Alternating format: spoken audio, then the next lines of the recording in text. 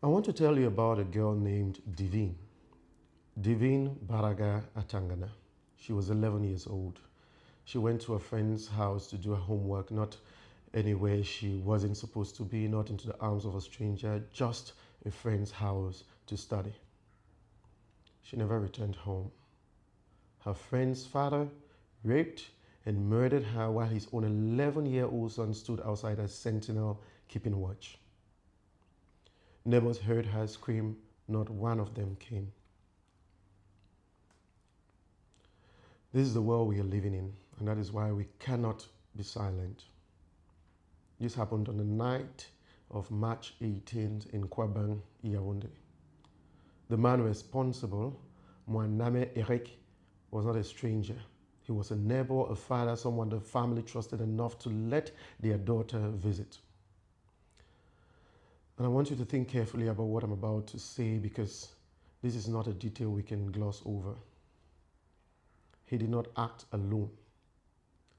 His own son, 11 years old, the same age as Divine, stood outside that door and kept watch while his father committed this crime. 11 years old. We often ask ourselves how a man becomes capable of this.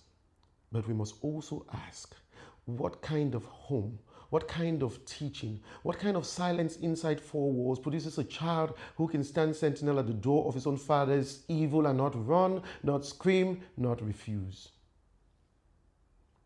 That boy did not arrive at that moment by accident.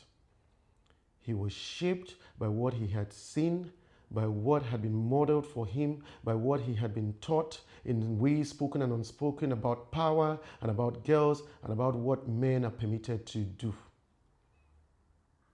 This is not only one man's crime. This is what a household built on the wrong values looks like when it finally shows its face. And while all this was happening, while Divine cried out for help, the people physically closest to her chose silence. She screamed, they heard, they did not come. To anyone watching this who has ever heard something, a child crying, a sound that didn't feel right, a situation that made you uncomfortable and walked away, I am not here to condemn you, but I am here to ask you something, ask ourselves something. What if that child was yours? We have built communities where minding our business has become more important than protecting our children. That has to stop. A child crying is never background noise. It is a call. And we're all responsible for answering it.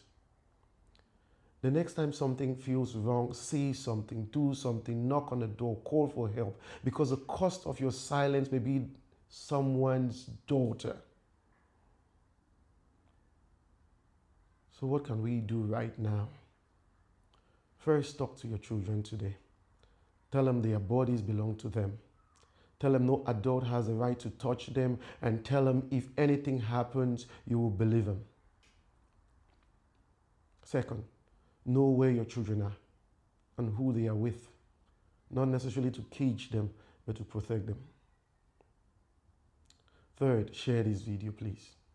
Because Divine's story cannot end in a courtroom. It has to end in a conversation in every home, in every school, in every community across Cameroon. And fourth, let's demand justice. A full public, transparent trial, no settlements, no silence, no impunity. Mwandambe Rick must face the full weight of the law, and the Cameroonian state must treat the safety of the girl child as the national emergency that it is. Divine was 11 years old. She had dreams she hadn't dreamt yet, a future she hadn't lived yet, a woman she never got to become. And she damn well deserved to finish her homework that night. She deserved to grow up. We owe her more than grief. We owe her change. So let's say her name, Divine Baraga Atangana, and then please do something. Thank you.